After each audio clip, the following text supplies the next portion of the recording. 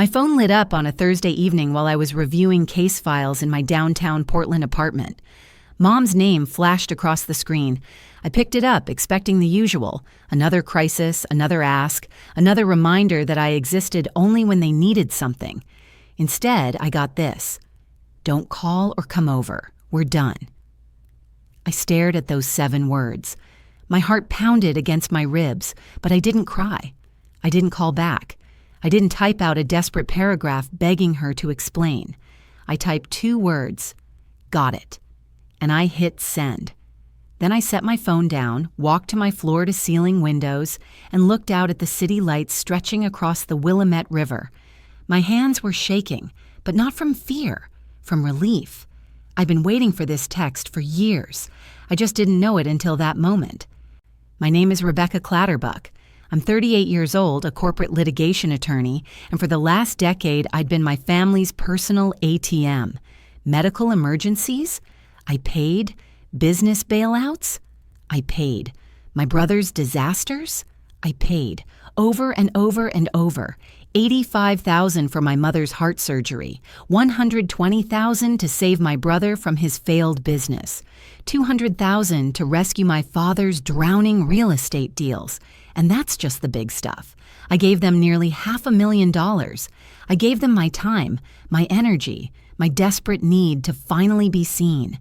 And I was still the outsider, still the wrong child, still invisible at every family dinner while they praised my brother for showing up. So when that text came through, we're done, it wasn't a rejection, it was permission. I sat on my couch that night, phone face up on the coffee table, and watched it light up, again and again and again. By midnight, I had 47 missed calls. 47. My mother, my father, my brother Calvin. Over and over, frantic, desperate. I could see the voicemail notifications stacking up, and I knew exactly what they'd say. I knew the panic in their voices, the sudden realization that they'd made a terrible mistake. Not because they loved me, because they needed me. And for the first time in my entire life, I didn't answer. I turned my phone face down, poured myself a glass of wine, and went to bed. I slept better than I had in years. What they didn't know, what they couldn't have known, was that I'd discovered their secret 3 days earlier. A secret that would destroy everything they'd built. Everything they'd taken from me while I smiled and wrote another check. And I was about to let it. If this story moves you, if you've ever been the one who gave everything and got nothing back, hit that like button right now. Share this with someone who needs to hear it. And subscribe, because what happens next will shock you. Trust me, you don't want to miss how this unfolds. But to understand why that text didn't break me, why it freed me, you need to know how I became the ghost in my own family. It started 30 years ago in a house that looked perfect from the outside. Portland, Oregon, 1995. I was 8 years old, sitting at our dining room table while my father, Richard Boyce, talked about his latest commercial property acquisition. He was a successful real estate developer. Office buildings, retail spaces, the kind of empire that looked impressive on paper and felt suffocating at dinner.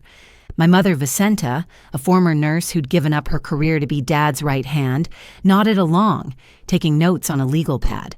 My brother Calvin, just 3 years old, sat in his high chair, and they looked at him like he was already wearing a crown. Even then, I knew. Calvin was the heir. I was the spare. Every family conversation circled back to the business. Calvin would inherit it, expand it, continue the Boyce legacy. I was expected to support from the sidelines, maybe handle contracts someday, maybe marry well and produce grandchildren. But I didn't want that. I wanted courtrooms and arguments and justice. I watched legal dramas, read John Grisham novels under my covers with a flashlight, imagined myself cross-examining witnesses. "That's not for women like us," my mother said once, when I told her I wanted to be a trial attorney. She didn't mean women. She meant our family. I wasn't supposed to want something different. I was 17 when the Northwestern University acceptance letter arrived. Full academic scholarship, pre-law program, everything I dreamed about. I burst through the front door, waving the letter, heart racing with excitement. That night at dinner, I announced it like I'd won the lottery. My father put down his fork. His face hardened in that way that made my stomach drop. "You'll go to Portland State," he said. "Stay local.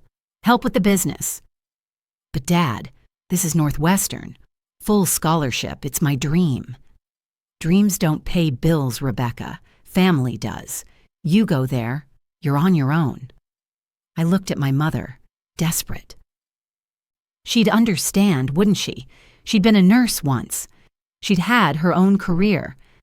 Vicenta looked away, rearranging her napkin in her lap.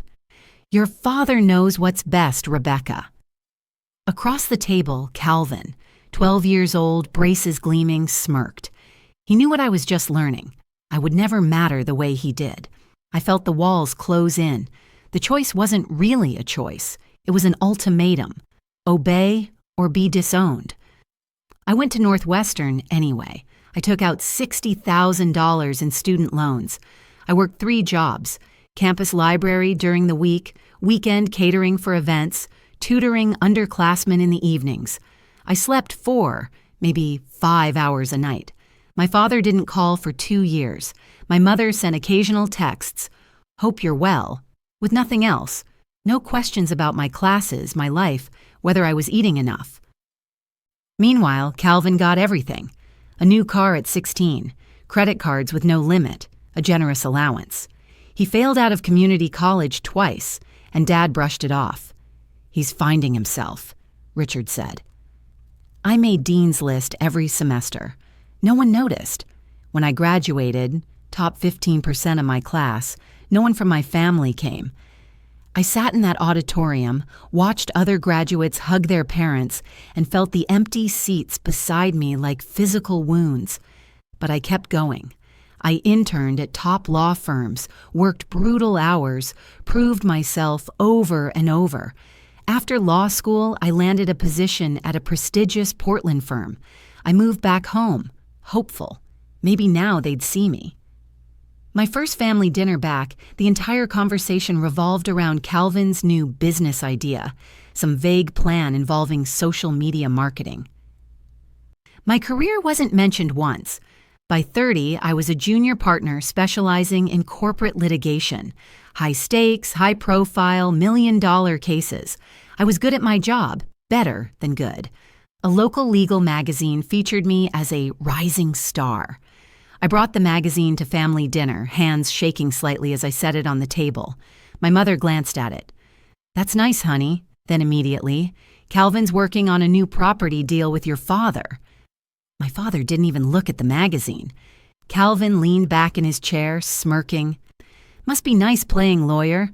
Some of us do real work." I swallowed the hurt, forced a smile, and changed the subject. Driving home that night, the magazine sat on my passenger seat, glossy and meaningless. I'd been chasing their approval for 15 years, longer, really. Since I was 8 years old and realized I'd never be Calvin. They would never see me. Not really. But I wasn't ready to give up yet. Some desperate part of me still believed I could earn their love.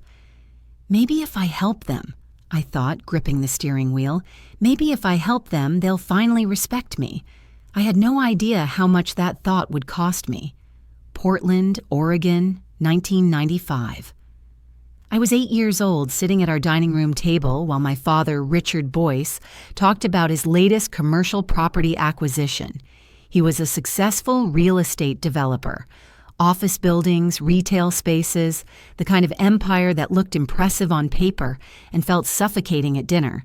My mother, Vicenta, a former nurse who'd given up her career to be Dad's right hand, nodded along, taking notes on a legal pad. My brother, Calvin, just 3 years old, sat in his high chair, and they looked at him like he was already wearing a crown. Even then, I knew Calvin was the heir. I was the spare. Every family conversation circled back to the business. Calvin would inherit it, expand it, continue the Boyce legacy. I was expected to support from the sidelines, maybe handle contracts someday, maybe marry well and produce grandchildren. But I didn't want that. I wanted courtrooms and arguments and justice. I watched legal dramas, read John Grisham novels under my covers with a flashlight, imagined myself cross-examining witnesses.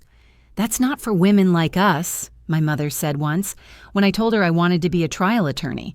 She didn't mean women. She meant our family. I wasn't supposed to want something different. I was 17 when the Northwestern University acceptance letter arrived. Full academic scholarship, pre-law program, everything I'd dreamed about. I burst through the front door, waving the letter, heart racing with excitement. That night at dinner, I announced it like I'd won the lottery. My father put down his fork. His face hardened in that way that made my stomach drop. "You'll go to Portland State," he said. "Stay local, help with the business." "But Dad, this is Northwestern. Full scholarship. It's my dream." "Dreams don't pay bills, Rebecca. Family does. You go there, you're on your own." I looked at my mother, desperate. She'd understand, wouldn't she? She'd been a nurse once. She'd had her own career. Vicenta looked away, rearranging her napkin in her lap. "Your father knows what's best, Rebecca." Across the table, Calvin, 12 years old, braces gleaming, smirked. He knew what I was just learning. I would never matter the way he did. I felt the walls close in. The choice wasn't really a choice. It was an ultimatum. Obey or be disowned. I went to Northwestern anyway. I took out $60,000 in student loans. I worked 3 jobs: campus library during the week, weekend catering for events, tutoring underclassmen in the evenings. I slept 4, maybe 5 hours a night. My father didn't call for 2 years. My mother sent occasional texts. "Hope you're well," with nothing else. No questions about my classes, my life, whether I was eating enough. Meanwhile, Calvin got everything. A new car at 16, credit cards with no limit, a generous allowance. He failed out of community college twice, and Dad brushed it off. "He's finding himself," Richard said. I made Dean's List every semester. No one noticed. When I graduated, top 15% of my class, no one from my family came. I sat in that auditorium, watched other graduates hug their parents, and felt the empty seats beside me like physical wounds. But I kept going. I interned at top law firms, worked brutal hours, proved myself over and over. After law school, I landed a position at a prestigious Portland firm. I moved back home, hopeful. Maybe now they'd see me. My first family dinner back, the entire conversation revolved around Calvin's new business idea. Some vague plan involving social media marketing. My career wasn't mentioned once. By 30, I was a junior partner specializing in corporate litigation. High stakes, high profile, million-dollar cases. I was good at my job, better than good.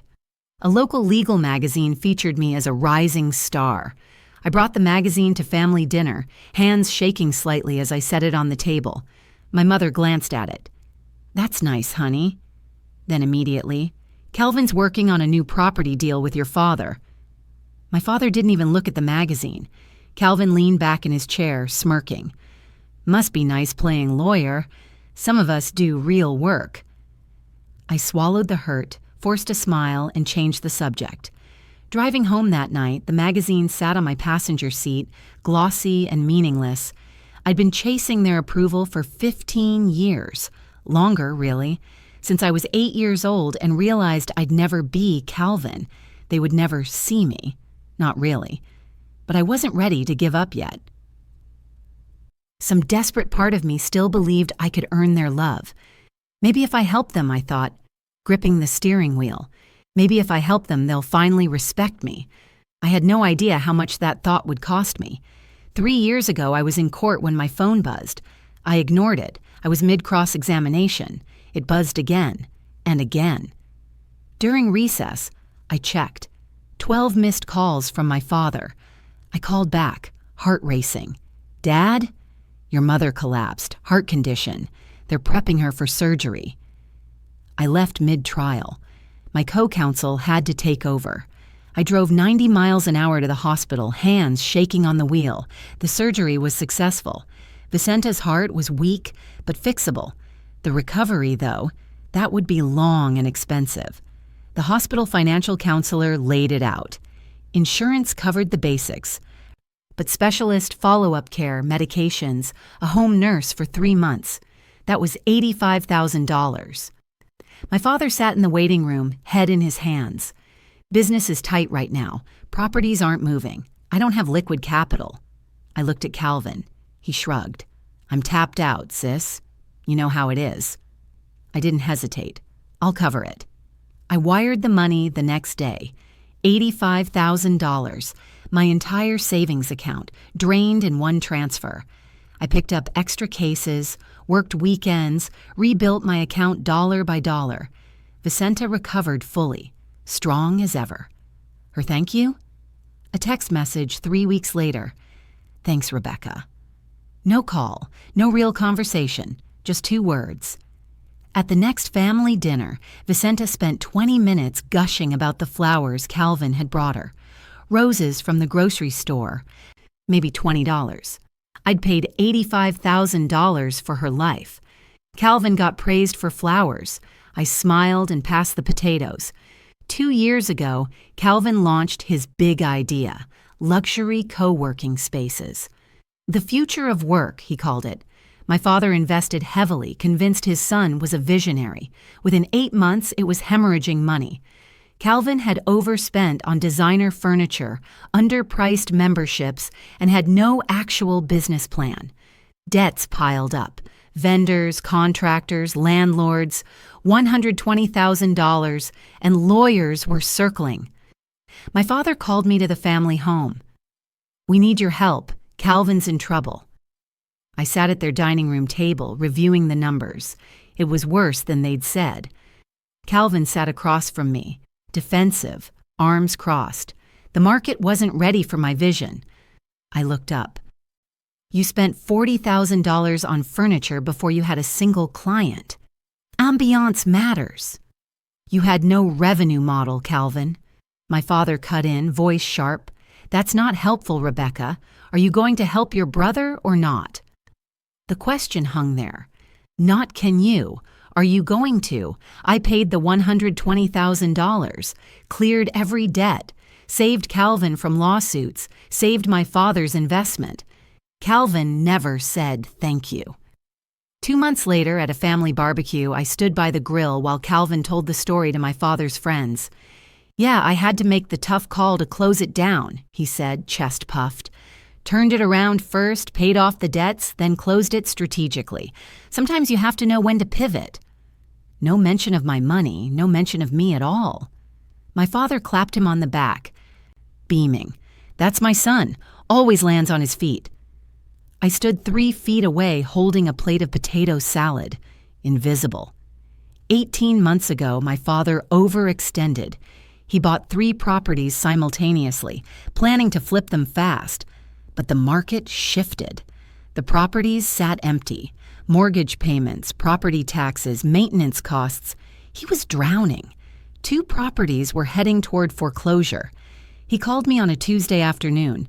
Didn't ask how I was, just, I need $200,000 bridge loan until the properties sell. Dad, that's not a bridge loan, that's a bailout. What if they don't sell? They'll sell, Rebecca.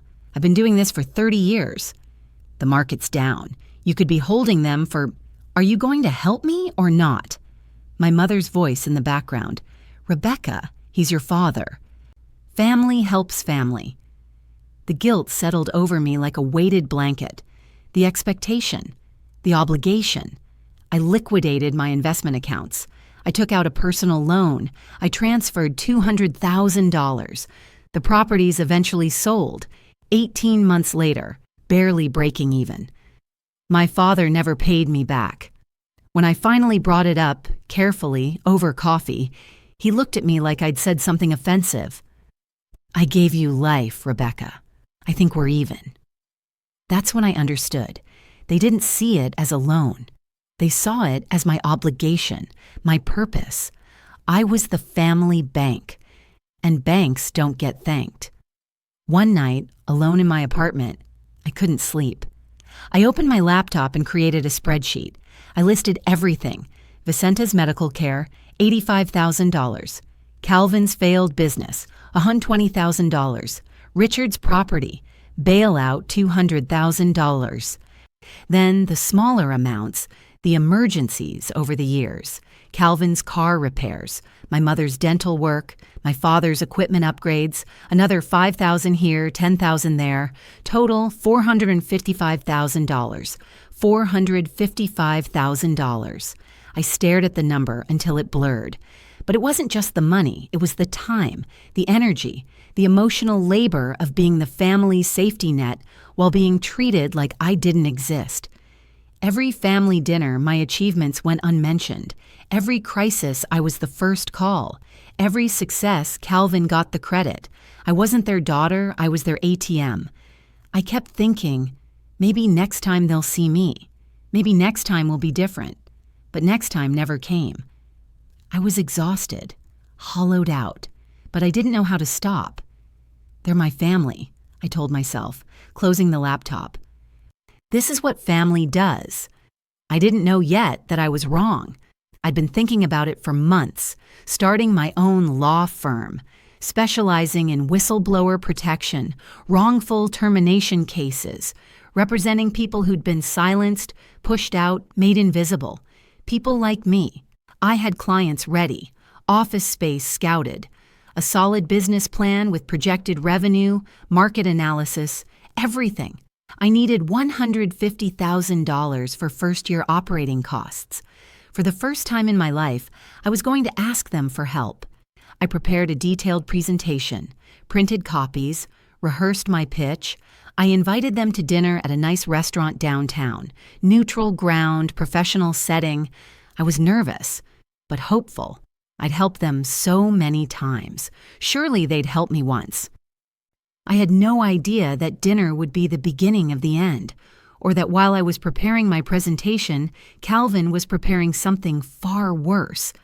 The restaurant was upscale. White tablecloths, soft lighting, a private room I'd reserved specifically for this. I wanted it to feel professional, important. I arrived early, set up my presentation materials at each seat, business plan, revenue projections, client testimonials. My hands trembled slightly as I arranged the folders.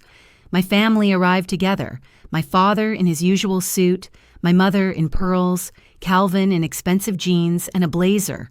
They sat down and I began. I was thorough, professional, passionate. I walked them through every detail, the market need, my competitive advantage, projected growth. I showed them letters from clients ready to sign. I'm asking for $150,000, I said, voice steady. I'll pay it back with 10% interest within 3 years. It's all outlined here. My father didn't even finish looking at the plan. He set it down, folded his hands. Rebecca, you're a good attorney. Why risk it? You have a stable job. Because I want to build something of my own, like you did, Dad. That's different. I had a family to support. You're single. The words hit like a slap. You're single. Translation: you don't have real responsibilities. Your dreams don't matter as much. Calvin leaned back in his chair, smirking. Whistleblowers.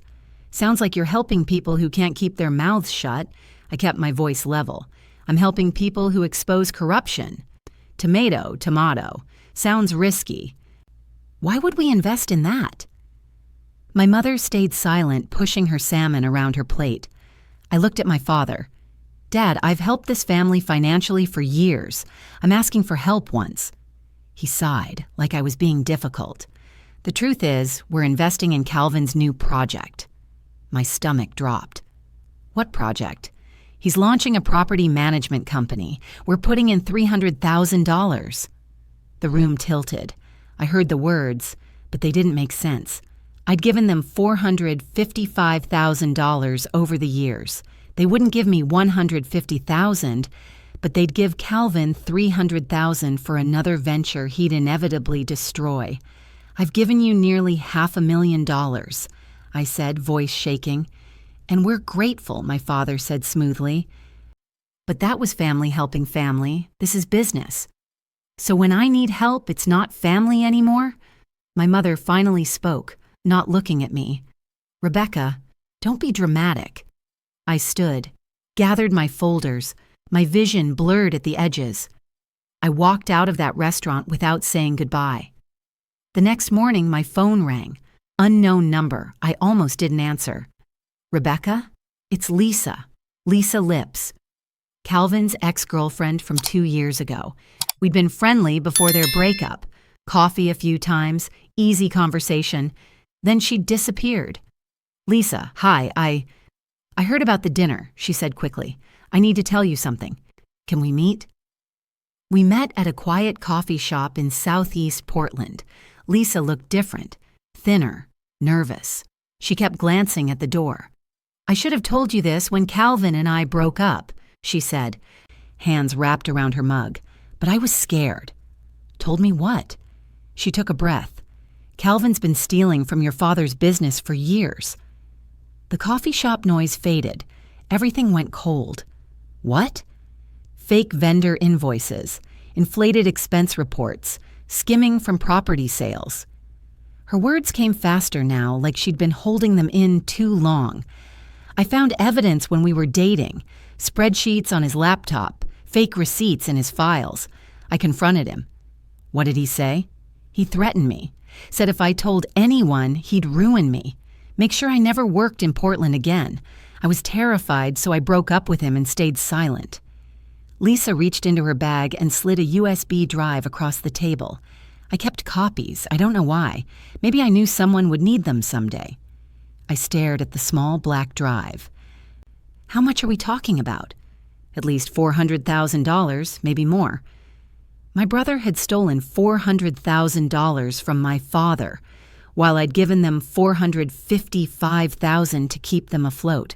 I'd been funding their lives while Calvin robbed them blind. 2 days later, I drove to my parents' house. The USB drive was in my bag.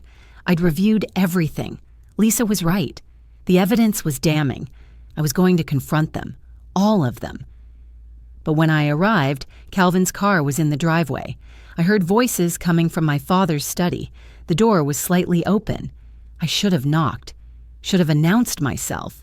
Instead, I froze in the hallway. We need to finalize the estate plan. My father's voice. And you're certain about the distribution? A man's voice I didn't recognize. Benjamin Herman, their estate lawyer. Yes, everything goes to Calvin. The properties, the business, the accounts. My heart stopped. My mother's voice, quieter. What about Rebecca? Rebecca's made her choices. She's got her career. She doesn't need us. Benjamin. She might contest the will. My father laughed. Actually laughed. Let her try. Calvin's the one who's stayed loyal. He's earned this. Silence. Then my mother, barely audible. She's given us so much money. That's exactly why she doesn't need an inheritance. She's clearly doing fine. I backed away from the door, silent. My hands were shaking so hard I could barely grip my keys. I got in my car and sat there, engine off, trying to breathe. The pieces fell into place with brutal clarity. They'd been using me as a bank while cutting me out of the will. Calvin had been stealing from them for years, and they were rewarding him with everything. I'd given them nearly $500,000, and they'd decided I was doing fine, so I didn't deserve anything. Loyal. They called Calvin loyal. I started the car and drove home. The next day, I sat in my office staring at the USB drive. I hadn't decided what to do yet. Expose Calvin? Confront my parents? Walk away? My phone buzzed. Mom, don't call or come over. We're done. I stared at the screen, confused. I hadn't confronted them yet. Why were they cutting me off? Another text, this time from Calvin. You've always been jealous. Now everyone sees it. Then I understood. Calvin must have found out Lisa talked to me. Maybe she'd told someone. Maybe he'd seen us at the coffee shop. It didn't matter. They were cutting me off first, preemptively. Making me the villain before I could expose them. I sat there, phone in hand, and felt something shift inside me. They thought they were protecting themselves. What they didn't realize was that they'd just freed me. Have you ever been cut off by family right when you discovered their lies? Drop a comment below. I read every single one, and your stories remind me I'm not alone in this. They thought they were protecting themselves. What they didn't realize was that they just freed me, and I was about to use that freedom in ways they never saw coming. Thursday night, 11:47 p.m. I sat at my dining table. The city lights of Portland spread below my window like scattered diamonds. The USB drive sat on one side of the table, my phone on the other. For the first time in years, I felt clear, not angry, not hurt, just calm. They'd shown me exactly who they were. I'd been funding their lives while they cut me out of the will. Calvin had been stealing from them, and they were rewarding him with everything. The text, "We're done," wasn't a rejection. It was permission. I opened my laptop and logged into my bank accounts, found every recurring payment I'd set up for them over the years. Vicenta's medication auto pay, $800 per month. Richard's property insurance I'd taken over when he forgot to pay it, winning $200 per month. Calvin's car payment I'd stupidly agreed to co-sign, $650 per month. Various other bills, utilities, subscriptions, maintenance, $400 per month. Total, $3,050 per month, $600 per year. I canceled every single one. Then I went deeper. Remove myself as co-signer on Calvin's car loan.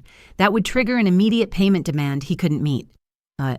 Canceled the credit card I'd given them for emergencies. They'd racked up $15,000. Stopped the automatic transfer to Richard's business account. $2,000 a month I'd been sending for the past year. I removed Vicenta as beneficiary on my life insurance policy. Changed my will. Everything to charity. I closed my laptop. 12:43 a.m., poured myself a glass of wine. My phone was already lighting up. 3 missed calls. I turned it to silent, set it face down on the counter, and went to bed. I slept better than I had in years. Friday morning, 7 a.m. I woke to sunlight streaming through my windows. I checked my phone. 47 missed calls. 23 from Vicenta. 18 from Richard. 6 from Calvin. 14 voicemails. 31 text messages. I didn't listen to the voicemails yet. Just scrolled through the texts, coffee brewing in the background. Vicenta, 6:47 a.m. Rebecca, call me immediately. Richard, 7:02 a.m. What the hell did you do? Calvin, 7:15 a.m. You're going to regret this. Vicenta, 7:23 a.m. My medication payment was declined. Fix this. Richard, 7:34 a.m. This is childish. Call me now. Vicenta, 7:41 a.m. Rebecca, this isn't funny. I need my medication. Calvin, 7:50 a.m. Real mature. My car payment bounced. I made my coffee, walked out to my balcony, and read every single message. Didn't respond to a single one. They were panicking. Good. I opened my laptop and composed an email to Benjamin Herman, their estate lawyer. Subject, concerns regarding Richard Boyce, estate. Mr. Herman, I recently became aware of significant financial irregularities involving my brother, Calvin Boyce, and my father's business. I've attached documentation showing evidence of fraud, fake vendor invoices, inflated expense reports, and skimmed property sale proceeds totaling approximately $400,000. Given that you're finalizing my father's estate plan, I thought you should be aware of this before proceeding. You may want to advise your client accordingly. Best regards, Rebecca Clatterbuck. I attached the files from Lisa's USB drive and hit send. Then I composed a second email to my own attorney, Jimmy Harrison, forwarded all the evidence. Jimmy, I may need this. Please keep it secure. Rebecca. He responded within an hour. Jesus, Rebecca, are you okay? I typed back, I am now. I closed my laptop, got dressed, and went to work. My phone continued buzzing throughout the day. I continued ignoring it. They'd escalate. Show up at my apartment. Probably. Send people to check on me. Try every manipulation tactic they knew. I was ready. For the first time in 38 years, I was choosing myself, and it felt like freedom. Friday afternoon, I sat in a client meeting. My phone was on silent, but I could see it lighting up on the table beside my notepad. Again and again and again. When the meeting ended, I walked to my car in the parking garage, sat in the driver's seat, and finally listened to the voicemails. 14 of them. Message 1, Vicenta, 8:15 a.m. Rebecca, honey, I don't know what's happening, but my medication payment didn't go through. Can you call me? Her voice was sweet, confused, innocent. Message 2, Richard, 9:00 a.m. Rebecca, call me immediately. We need to discuss your behavior. Authority, command, message 3, Vicenta, 10:30 a.m. Rebecca, this isn't funny. I need my medication. Please call me back. The sweetness was cracking. Message 4, Calvin, 11:00 a.m. Real mature, Rebecca. Screwing with my car payment? Grow up. Dismissive, annoyed, message 5, Richard, 12:30. You've canceled payments that keep this family running. This is unacceptable. Call me now. Anger, barely controlled. Message 7, Vicenta, 2:45 p.m. I don't understand why you're doing this. After everything I've been through, after I raised you, this is how you treat your mother? Full guilt now. The manipulation I'd heard my entire life. Message 8, Calvin, 3:30 p.m. You think you can just walk away? We'll take legal action. You owe us. Threats. Message 9, Richard, 4:00 p.m. You're being selfish and vindictive. I don't know what's gotten into you, but you're going to fix this. More anger, entitlement. Message 11, Calvin, 5:15 p.m. Everyone's going to know what kind of person you really are. Cold, selfish, a terrible daughter and sister. I sat there in the dim parking garage, phone pressed to my ear, and recognized every single manipulation tactic. Guilt from Vicenta, authority from Richard, threats from Calvin, the same patterns they'd used my entire life, the same buttons they'd always pushed. But this time, they weren't working. I deleted every single voicemail and drove home. Saturday morning, 8:30 a.m. My doorbell rang. I was making coffee, still in my pajamas. I looked through the peephole. Vicenta. I didn't open the door. She rang the bell again and again, then knocked. Rebecca, I know you're in there. Open this door. I walked back to my couch, sat down with my coffee, and waited. She stayed for 20 minutes, ringing, knocking, calling my name. I could see neighbors peeking out their doors, curious. Finally, she left. My phone buzzed, text from Vicenta. I can't believe you wouldn't even open the door for your own mother. You've changed. I don't even know who you are anymore. Saturday afternoon, 2 p.m. The doorbell again. Richard this time. Pounding on the door, louder than Vicenta. Rebecca, this is ridiculous. Open the door so we can talk like adults. I turned up my music, classical, something calming, and continued reading my book. He stayed for 30 minutes. Pounding, yelling, demanding. I didn't move. He finally left. Another text. You're making a huge mistake. When you come to your senses, don't expect us to welcome you back with open arms. Saturday evening, 7 p.m. My phone buzzed. Calvin. I'm outside. Come down or I'm coming up. I looked out my window. His car was parked in front of my building. I texted back. My first response to any of them. I have security footage. If you try to enter my building, I'll call the police. Calvin. You're insane. Me. I'm done. Don't come back. 10 minutes later, his car was gone. Sunday, no one showed up, but the texts continued. Vicenta. I'm out of medication. If something happens to me, it's on you. Richard. We're meeting with our lawyer Monday. You'll regret this. Calvin. You're dead to us. I read every single one. Responded to none. Monday morning, my phone rang. Roberta McCrory, a family friend who'd known me since I was a child, one of my mother's book club friends, someone I'd always liked. I answered. Rebecca, honey, your mother called me. She's very upset. What's going on?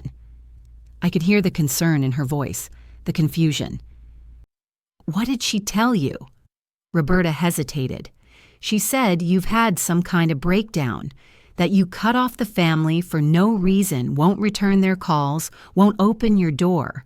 They're worried about your mental health. There it was, the narrative they were building. Rebecca's unstable. Rebecca's having a breakdown. They're saying you've been acting erratic, Roberta continued gently. Is everything okay? I took a breath, decided to tell the truth, calmly, factually. I explained the $455,000 I'd given them over the years, the dinner where they refused to help me but gave Calvin $300,000 for another doomed venture, the will I'd overheard that cut me out entirely, Calvin's theft, $400,000 stolen from my father's business. The text from my mother, "We're done." Long silence on the other end. Rebecca. Roberta's voice was different now. I had no idea. They didn't want you to. Your mother made it sound like you just snapped. I didn't snap, I just stopped letting them use me. Another silence. Then, I'm so sorry. I should have seen it. The way they always talked about Calvin, like he could do no wrong. And you, they barely mentioned you. Tears came then, the first time since this started. Not sad tears, relief tears. Someone believed me. What are you going to do? Roberta asked. I'm going to let them face the consequences of their choices. Tuesday morning, 1 week after the "We're done" text, an email appeared in my inbox. Benjamin Herman, their estate lawyer. Rebecca, your family would like to meet with you. A mediated conversation to discuss recent events. My office, Thursday 2 p.m. Will you attend? I stared at the screen. They wanted to meet on their terms, in their lawyer's office, with their lawyer controlling the conversation. I hit reply. I'll meet, but not at your office, neutral location, and I'm bringing my attorney. Benjamin responded within an hour. That's acceptable. Where? I named a conference room at a downtown hotel, public, neutral, professional. Thursday, 2 p.m. Wednesday afternoon, I met with Jimmy Harrison at his office, spread everything across his conference table, bank records, the USB drive, screenshots of text messages, the itemized list of every dollar I'd given them. Jimmy reviewed it all, then looked up at me. What's your goal here? Closure, I said, and to make sure they know I'm not coming back. Thursday, 1:55 p.m. I arrived with Jimmy. The conference room had a long table, windows overlooking downtown Portland. Professional, impersonal. Richard, Vicenta, and Calvin were already there with Benjamin. They sat on one side of the table, a united front. The tension was immediate. Benjamin started. Thank you all for coming. The goal today is to, Richard interrupted. The goal is for Rebecca to apologize and fix what she's broken. I looked at him calmly. I'm not apologizing. Vicenta leaned forward, voice soft. Rebecca, please. We're family. You texted me. We're done, remember? Silence. Calvin leaned forward, aggressive. You cut off Mom's medication out of spite. I stopped paying for medication I'd been covering for 3 years. Medication that insurance should cover. Richard's voice rose. You sabotaged my business accounts. I stopped the $2,000 monthly transfer I'd been sending for 2 years. That's $48,000, by the way. You never asked. You just expected. Jimmy slid a document across the table. Itemized. Every payment I'd made over the years. Vicenta's medical care, $85,000. Calvin's business bailout, $120,000. Richard's property crisis, $200,000. Monthly payments, smaller emergencies, co-signed loans, $50,000 plus. Total, $455,000. Richard stared at the paper. We didn't ask for all of this. Yes, you did. Every single time. Vicenta's voice trembled. We're your family. That's what family does. Then why didn't you help me when I asked for $150,000 for my business? Richard, that was different. That was risky. But giving Calvin $300,000 for another failed venture wasn't? Calvin's face flushed. That's not fair. You failed at every business you've touched, and they keep funding you. I took a breath. Time for the real conversation. I know about the will." The room went silent. Benjamin shifted uncomfortably. "I overheard you in Dad's study. Everything to Calvin, nothing to me." "Vicenta." "Rebecca, we were going to tell you." "When? After you died? After I'd spent years wondering why I was never enough?" Richard's voice was defensive. "You have a successful career. You don't need—" "I have a successful career despite you. I built it with no help from this family. We gave you a home, an education. You gave me an ultimatum, Northwestern or nothing. I chose Northwestern and you cut me off." "Vicenta, we thought you'd come back. You thought I'd fail, and when I didn't, you resented me for it." I turned to Calvin. "Time for the final piece. Tell them about the money you've been stealing." Calvin went pale. "I don't know what you're talking about." Jimmy slid the USB drive across the table. "This contains evidence of approximately $400,000 in fraudulent expenses, fake vendor invoices, and skimmed property sale proceeds." Richard's head snapped up. "What?" "Calvin's been stealing from you for years, Dad, while you praised his loyalty." Calvin: "That's bullshit. Who told you that?" "Does it matter? The evidence is there." Richard took the USB drive with shaking hands, looked at Calvin. "Is this true?" "Vicenta." "Calvin, tell them it's not true." Calvin: There were some expenses that—" Richard's voice cracked. "You stole from me? You don't understand the pressure. I gave you everything." The room erupted. Richard yelling at Calvin. Calvin defensive, cornered. Benjamin trying to restore order. Then Vicenta turned to me, desperate. "If this is true, then we need you more than ever. We need to fix this together." I stared at my mother, the audacity of it. "You need my money, not me." "That's not true." "You texted me, 'We're done,' when you thought I was going to expose Calvin. You cut me off first. You don't get to need me now." I stood. "I'm not here to reconcile. I'm here to make something clear." Everyone looked at me. "I'm done, completely. No more money, no more bailouts. No more being invisible while you praise Calvin." Richard: "You're going to regret this." "I regret spending 38 years trying to earn love from people who were never going to give it." Vicenta started crying. "How can you be so cruel?" "I paid $85,000 for your medical care. You thanked me with a text. Calvin brought you flowers and you couldn't stop talking about it. Who's cruel?" I looked at Calvin. "If you come near me, if you harass me, if you try to retaliate in any way, I'll send that evidence to the police and the IRS." "You wouldn't." "Try me." "Jimmy, we have copies in multiple secure locations." I picked up my bag, looked at each of them one last time. Richard, angry, humiliated. Vicenta, crying, manipulative to the end. Calvin, scared, cornered. I felt nothing, no anger, no sadness, just done. "Goodbye." I walked to the door. "Rebecca, please." Vicenta's voice behind me. I didn't turn around, opened the door, walked out. Jimmy followed. The door closed behind us. I didn't look back. That walk out of that conference room was the hardest and most freeing moment of my life. If you've ever had to walk away from family, tell me about it in the comments. How did it feel? Do you regret it? I want to hear your story. The first week after the confrontation, I blocked all their numbers, changed my locks. Probably unnecessary, but it made me feel safer. Informed my office building security. No family members allowed up without my explicit permission. It felt strange. Lighter, but also sad. I wasn't grieving who they were. I was grieving who I'd wished they'd been.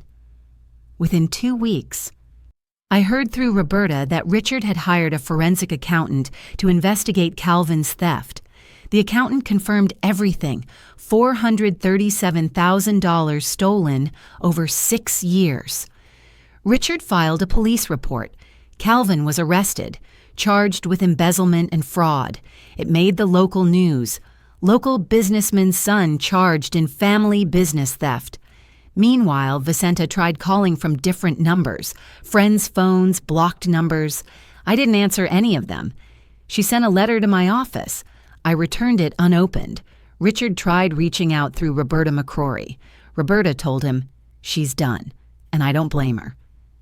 Without my monthly $2,000 transfers, Richard's business struggled. The properties he'd been holding, the ones he'd sworn would sell, started foreclosing. He couldn't cover the mortgages, property taxes, maintenance costs. He tried to get loans. Every bank denied him. Calvin's criminal case made him a liability. Within 6 months, Richard filed for bankruptcy. He lost 3 properties outright, had to sell the others at a loss. The empire he'd spent 30 years building, crumbling. Calvin pleaded guilty to avoid trial, sentenced to 3 years in prison, 5 years probation, ordered to pay restitution, $437,000. He had no assets, no way to pay. Richard refused to help him. "You stole from me," he told Calvin in court. "You're on your own." The irony wasn't lost on me when Roberta told me. Richard had finally cut Calvin off, after Calvin had destroyed him. Vicenta struggled without me. She had to navigate insurance, Medicare, prescription assistance programs, all the things I'd been handling for years without acknowledgement. She tried one more time to reach out, an email. "I understand now how much you did for us. I'm sorry. Can we talk?" I read it, sat with it for a long time, then I deleted it. Richard and Vicenta's marriage strained under the weight of everything. Richard blamed Vicenta for driving Rebecca away. Vicenta blamed Richard for favoring Calvin. They stayed together, but it was hollow. Calvin, from prison, blamed everyone but himself. The family I'd tried so hard to be part of, destroyed, not by me, by their own choices. 3 months after the confrontation, I launched my firm, Clatterbuck Legal, employment law, whistleblower protection, wrongful termination, representing people who'd been silenced, pushed out, made invisible. I used my own savings, didn't need their money, rented a small office space in downtown Portland, hired 2 associates. Within 3 months, I had 15 active cases. 1 year after the confrontation, I won a major whistleblower case. My client, a woman who'd exposed financial fraud at her company, received a $2.3 million settlement. My fee, $750,000. It made regional legal news. My phone rang constantly. New clients, new cases, media requests. I expanded. Bigger office with a view of the city. 4 more attorneys. A paralegal team. I was building exactly what I'd envisioned. But more than the professional success, I was healing. I started therapy. Worked through the grief, the anger, the years of feeling invisible. My therapist introduced me to concepts I'd never heard. Family systems, scapegoating, golden child dynamics. I realized it was never about my worth. It was about their inability to see it. I reconnected with old friends I'd neglected while focused on family. Started dating, casually, no pressure. Built a chosen family, friends who celebrated me, supported me, saw me. This, I realized, is what family should feel like. 2 years after the "we're done" text, I sat in my corner office looking out at Portland. On my desk, a photo of my team at our holiday party, everyone laughing, celebrating. I thought about my biological family sometimes, felt sad for what could have been, but I didn't regret leaving. I chose myself, and I'd do it again. 3 years after the confrontation, I received a notification in the mail. Richard had died, heart attack. He was 68. The funeral information was included. I stared at the notice for a long time, felt complicated. Sad for the father I never had, but not guilty. I decided not to attend. I sent flowers, no card. I heard later through Roberta that Vicenta had asked if I'd come. Calvin, out on parole, was there. They didn't understand why I stayed away, but I knew some bridges, once burned, can't be rebuilt, and that's okay. Here's what I learned, and what I wish I'd known at 25, at 30, at 35. You cannot earn love from people who've decided not to give it. No amount of money will change how they see you. No sacrifice will make them value you. No achievement will make them proud. Their inability to see your worth is not a reflection of you. It's a reflection of their limitations. I spent years thinking I was the problem. Not successful enough, not helpful enough, not enough. Period. But I was never the problem. I grieved after I left. Grieved hard. But I wasn't grieving the family I had. I was grieving the family I wanted. The father who would have been proud of my law degree. The mother who would have celebrated my firm. The brother who would have been my friend instead of my rival. That grief was real, necessary, but it didn't mean I made the wrong choice. You can mourn what you lost and still know leaving was right. I learned that boundaries aren't punishment. They're protection. Saying no to people who hurt you isn't cruel, it's self-preservation. The people who truly love you won't make you feel guilty for having boundaries. They'll respect them. I learned that family isn't just blood. It's the people who show up, who see you, who celebrate your wins and support you through losses. My chosen family, my friends, my team, the community I built, gave me what my biological family never could: acceptance. People ask if I've forgiven them. My answer: I've released them. Forgiveness isn't required for healing. Sometimes healing means accepting they'll never change, they'll never apologize, they'll never understand what they did wrong, and choosing yourself anyway. If you're reading this, if you see yourself in my story, I want you to know something. If you're the scapegoat, the one who's always wrong, always not enough, always blamed, it's not you. You are not the problem. You never were. If you're the giver, the one who's been funding their lives, fixing their problems, carrying their weight while they take and take and take, you are allowed to stop. You are allowed to walk away. Your worth is not measured by what you give. If you're invisible, if you've spent your life trying to earn a place at the table and they keep moving the table, build your own table. Invite people who want you there. You deserve to be seen. You don't need their approval to choose yourself. You don't need their understanding to set boundaries. You don't need their forgiveness to move forward. You need your own. And I'm giving you permission right now. Choose yourself. Life after leaving toxic family is possible. It's not easy. I won't lie to you. You will grieve. You will doubt yourself. You'll wonder if you're being too harsh, too unforgiving, too selfish. But you will also breathe easier, sleep better, build a life that's actually yours, and one day you'll realize you were always enough. They just couldn't see it. Thank you for staying with me through this story. I know it was long. Painful at times, maybe triggering. Maybe it brought up memories you've been trying to forget, but I needed to tell it, because for years I thought I was alone. I thought I was the problem. I thought if I just tried harder, gave more, achieved more, they'd finally see me. I wasn't alone, and I wasn't the problem. And if you're reading this, neither are you. Now I want to hear from you. Have you ever been the scapegoat in your family? The one who's always wrong no matter what you do? Have you ever had to choose between your peace and their approval? Have you ever walked away from family? Or are you still trying to decide if you should? Tell me your story in the comments below. I want to hear it. I need to hear it. I read every single comment, every story, every message. Your stories matter. Your pain is valid. Your choices are yours to make, and no one, not me, not anyone, can tell you what's right for your situation. But I can tell you this. This community sees you. We understand what it's like to be invisible in your own family, to give everything and receive nothing, to be blamed for wanting basic respect. You're not invisible here. If this story resonated with you, please like this video. Share it with someone who needs to hear it. Someone who's still trying to earn love from people who won't give it. Someone who needs permission to choose themselves. Subscribe to this channel for more stories like this.